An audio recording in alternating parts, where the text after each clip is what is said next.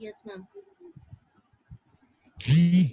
Okay, so we have talked about the ABC component of attitudes in yesterday's class. Now there are two other concepts which are closely related to attitude. What are those concepts?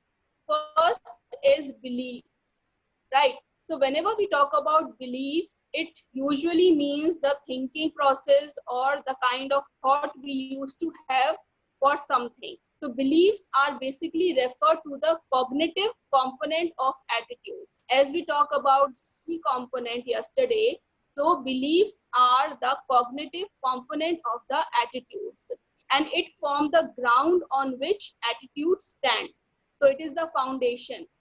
There are certain beliefs upon which we form certain attitudes. So beliefs are the very prime important factor which is responsible for having any kind of attitude.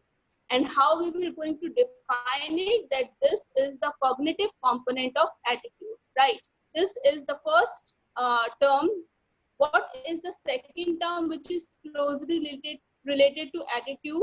Second term is values. Now what are values? Values are attitudes or beliefs that contain should or ought aspect, such as moral or ethical values. Now when we talk about values, it is very much closely related to attitudes and beliefs. Values को जब हम describe करेंगे, then it is generally in the form of should or ought. Ought means it is expressing the probability, or it is expressing the duty that you should, this is your duty, right? So ought means this is your duty to do this thing.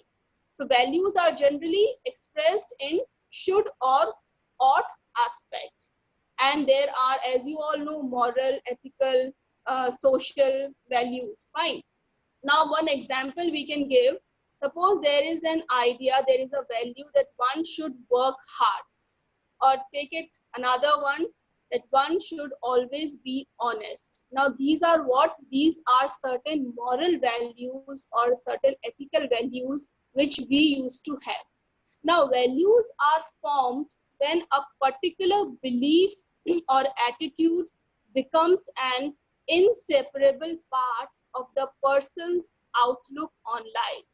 Now how does these values develop, right? As we talked about, that beliefs are the these are certain things on which attitude stand. Beliefs are the ground on which attitudes stand. So in the same manner, values are formed when a particular belief or attitude becomes an inseparable part. Suppose I think that hard work is very important in life to get success, right? This is my attitude, or this is my belief, or this is my outlook to see the life. Now what value I will develop as a result? That one should always do hard work for getting success in life, right? So for values to be formed, what is necessary? A certain attitude or certain belief, whenever it becomes a part of your personality, or when it is not possible to separate it from your personality, then what happens? Eventually you develop a value, as I just given you the example of hard working, right? So beliefs and values are two terms which are closely related to attitudes, and you can distinguish, you can differentiate between the three by either giving an example or just by giving the simple definitions, right?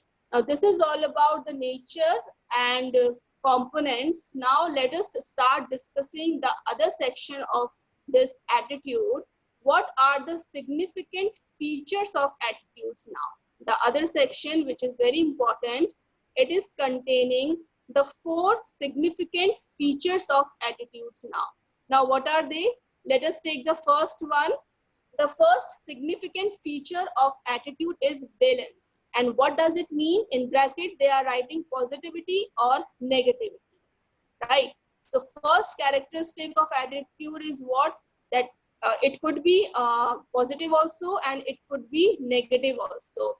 But they have given just these two characteristics about valence, but neutral attitude is also present there, right? They haven't mentioned in the in the bracket, but in the paragraph at the last they are saying the neutral attitude to exist.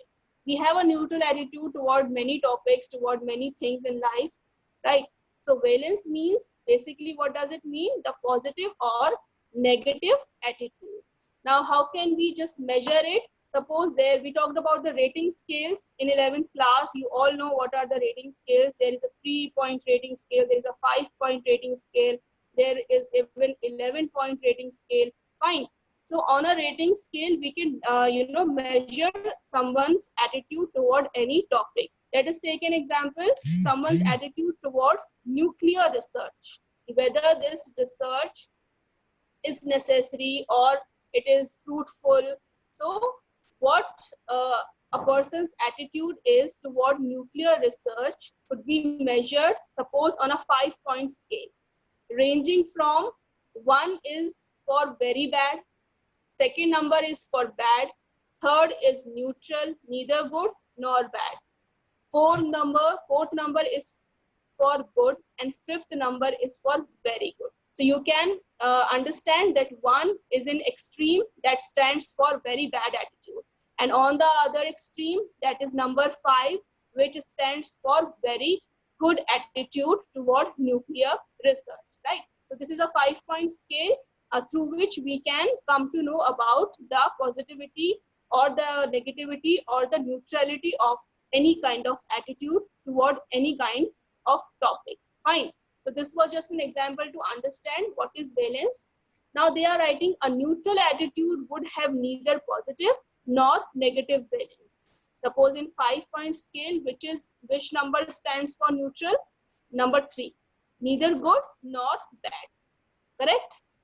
Now let us come upon the second feature or characteristic of attitude, which is extremeness.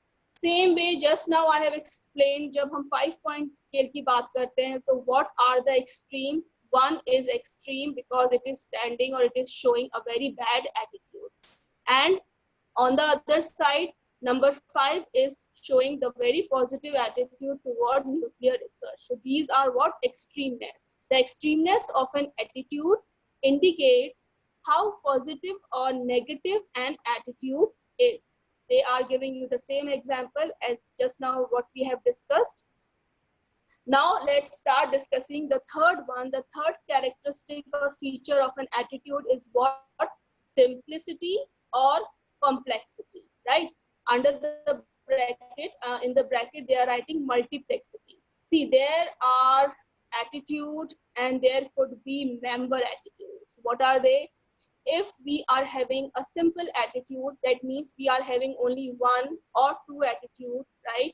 But when we start having lot of multiple complex kind of attitudes toward any topic, fine.